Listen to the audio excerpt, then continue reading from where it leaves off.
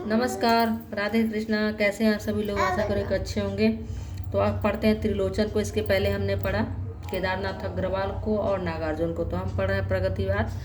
तो अगर आप मेरे चैनल पर नए हैं तो ज़रूर सब्सक्राइब कर लें, लाइक करें, शेयर करें। कहना मेरा काम है, सुनना आपका काम है, और पढ़ते हुए अपना नोट्स भी बनाते रहें। तो हम पढ़े हैं त्रिलोचन को। त्रिलोचन क्या जन्म हुआ 1917 में। मुख्यतः ये क्या है, आत्मविश्लेषण के कवि, और ये पुस्तक है हिंदी साहित्य का दूसरा इतिहास डॉक्टर बच्चन सिंह का। तो ये पुस्तक है डॉक्टर बच्चन सिंह की, हिंदी साहित्य का दूसरा इतिहास। और हम पढ़ रहे हैं उत्तर स्वच्छंदतावाद युग, छायावाद के बाद का युग, प्रगतिवाद। तो मुख्यतः त्रिलोचन जो है आत्मविश्लेषण के कवि हैं।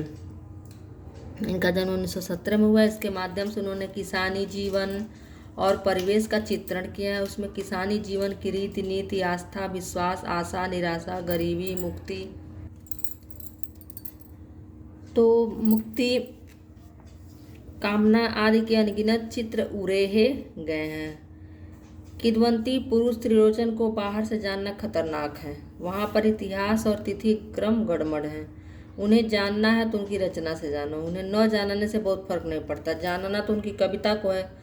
कवि को कविता बनाती है। यो शायद ही कोई कविता हो जिसमें त्रिलोचन न हो। जीवन का एक लघु प्रसंग उनके जीवन का बुनियादी बिंदु है। अपने बारे में उन्होंने कई कविताएं लिखी है। वही त्रिलोचन है। चीर भरा पाजामा, भीख मांगते उसी त्रिलोचन को देखा कल। इस यथार्थ के भीतर उनके व्यक्तित्व का वर्णना होता है। उठा हुआ सिर, चौड़ी छाती, लंबी बाहें, सधे कदम, तेजी से वे टेढ़ी मेढ़ी राहें। जीवन इसका जो कुछ है पथ पर बिखरा है। तप कर ही भट्टी में सोना निखरा है।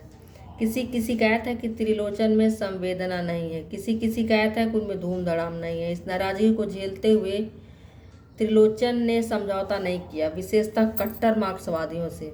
शब्द उनमें उनके 3 सानेट हैं। तो सानेट के कवि कहा जाते हैं। बहुत बड़ा प्रश्न पूछा जाता है त्रिलोचन को।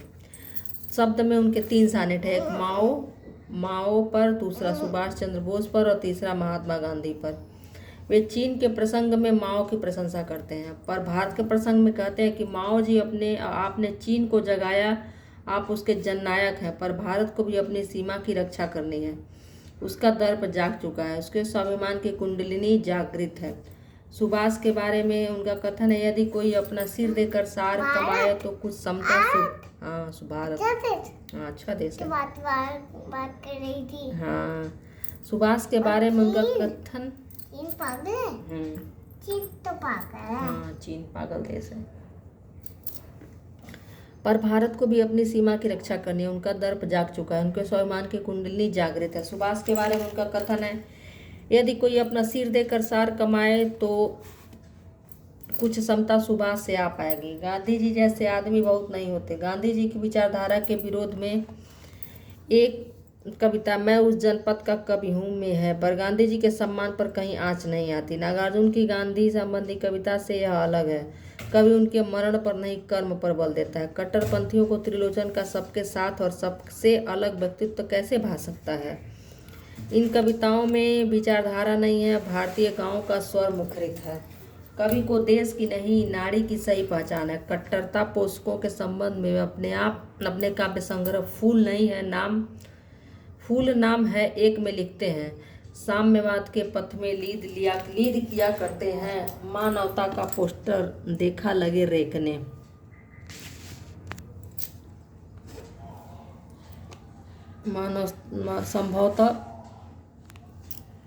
संभवतः इसीलिए वे कहते हैं, पहले मैं सोचता था यदि उत्तर नहीं मिले तो फिर क्या किया जाए, किंतु मेरे अंतर्वासी ने मुझसे कहा, लिखा कर, तेरा आत्मविश्लेषण जाने, कभी तुझे एक साथ सत्य शिव सुंदर दिखा जाए। कहना न होगा कि आँख वाले उनकी रचना में सत्य, शिव और सुंदर देख लेते हैं। तुम्हें सौंपता हूँ कि एक कविता में वे अपने इसी विश्वास की अभिव्यक्ति करते हैं। फूल मेरे जीवन में आ रहे हैं, आओ अच्छे आए समीर, जरा ठहरो, फूल जो पसंद हो उतार लो, शाखाएं टहनियाँ हिलाओ झकझोरो, जिन्हें गिरना हो गिर जाए। आगे वे पुनः कहते हैं, एक अनुरोध मेरा मान लो, सुरभि हमारी यह हमें बड़ी प्यारी है, इसको संभाल कर जहाँ जाना ले जाना, इसे तुम्हें सौंपता हूँ।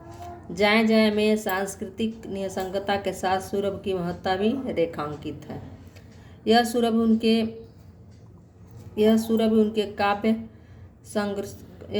उनके सारे काव्य संग्रह, धरती, गुलाब और बुलबुल, दिगंत, ताप के ताए हुए दिन, शब्द, मैं उस जनपद का कवि हूँ, अर्धान, तुम्हें सौंपता हूँ, फूल नाम है एक और सबका अपना आकाश में उसी तरह समाये हुए जैसे शरीर में प्राण। सारे संग्रहों को कोई एक चाहे तो कोई एक ही नाम दे सकता है, अर्घान। त्रिलोचन का अर्घान जायसी और निराला के अर्घान से भिन्न है। यह ठेठ गवई का अर्घान है। इस दृष्टि से वे जायसी के अधिक निकट है। तो हो सकता है यह कभी पूछ ले। त्रिलोचन की कविताओं में दो गांव दिखाई देते हैं, एक वे जो स्मृति शेष हो चुके हैं, दूसरे वे जो आज की मार धाड़, स्वार्थ और अर्थोपार्जन की दौड़ धूप में अतीत से कट गए हैं। इनको साथ रखकर पढ़ने में वे कालांकित हो उठते हैं। ये कविताएं स्वयं अपना कालांकन करती हैं। चंपा काले अक्षर नहीं चीनती, पुराने गांव से संबंध है। वह अपने बालम को पैसा कमाने कलकत्ता नहीं जाने देगी। वह स्त्री मुहावरे में गाली के लहजे में कहती है, कलकत्ते पर ब्रज गिरे, किंतु परदेसी नाम के पत्र में दूसरी चंपा है, उसका बालम परदेसी हो गया है। दोनों में पत्र व्यवहार है। पत्नी का उलाहना है कि पति गांव को भूल चुका है। असहाय और दयनीय वेदना से भरा पति का उत्तर है, सचमुच इधर तुम्हारी याद तो नहीं आई, झूठ क्या कहूँ, पूरे दिन मशीन पर खटना, बासे पराकर पड़ जाना और कमाई का हिसाब जोड़ना, बराबर चित्त उचटना, उस पर मन दौड़ाना, फिर उठकर रोटी करना, कभी नमक से कभी साग से खाना। धीरज धरो, आजकल करते तब आऊँगा, जब देखूँगा अपना घर कुछ कर पाऊँगा।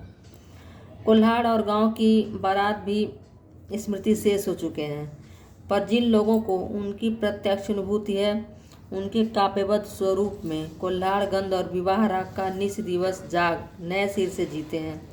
इसी को शुक्ल जी स्मृत्याभास कल्पना कहते हैं। जिन्हें उनकी प्रत्यक्षानुभूति नहीं है, उन्हें वे अपने में तल्लीन कर देती है। आज की निरस्ता और उदासी में डूबा हुआ मनुष्य उस दुनिया में कुछ देर के लिए लौट कर सुख का अनुभव करता है, क्योंकि अब वह उसमें लौट नहीं सकता। पर परवर्ती गांव के वर्णन में उसका मोहक महल ढल जाता है और कभी कभी नास्टेलेजिक होकर उसी ओर मुड़ जाता है।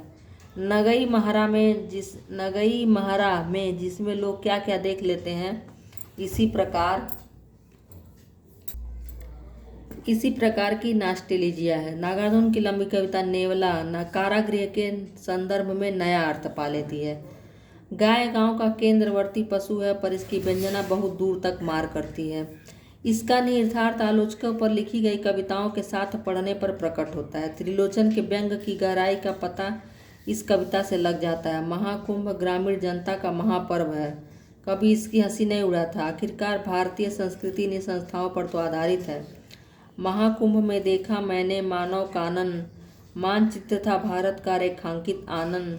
आने तो यदि महाकुंभ में जन आता है, कुछ तो अपने मन का परिवर्तन पाता है। कितना दिन पहले लिख चुके थे। उसके ऋतु चक्र में वर्षा का वर्णन अनेक रूपों में हुआ है। कहीं झापस में चिड़िया पंख समेटे यहाँ वहाँ बैठी है, कहीं सांध्यकालीन बादलों का रंगारंग है, कहीं 2 दिन पाहुन जैसे रहकर बादल चले गए। वे पाहुन शब्द कैटेलिटिक एजेंट की तरह कविता में नई अर्थवत्ता भर देता है। प्रकृति वही है, पर कभी उसे किसानों से जोड़कर देखता है। इसके साथ ही ग्रीष्म, बसंत, मेहंदी और चांदनी को नवीन मानवीय संबंधों में रखकर देखा गया है। गांव के वर्णन के साथ काशी का वर्णन भी उन्होंने अनेक छंदों में किया है। काशी अब भी गांव की ही है। जब त्रिलोचन काशी आए तब तो और भी गांव था। इन वर्णनों में नगर के साथ सारनाथ घाट, राजघाट का पुल भी है। 1-2 वर्णन तो ऐसे हैं जो भारतेंदु की प्रेम योगिनी की याद दिला देते हैं। त्रिलोचन की भाषा की सादगी पर बहुत लोग मुग्ध हैं।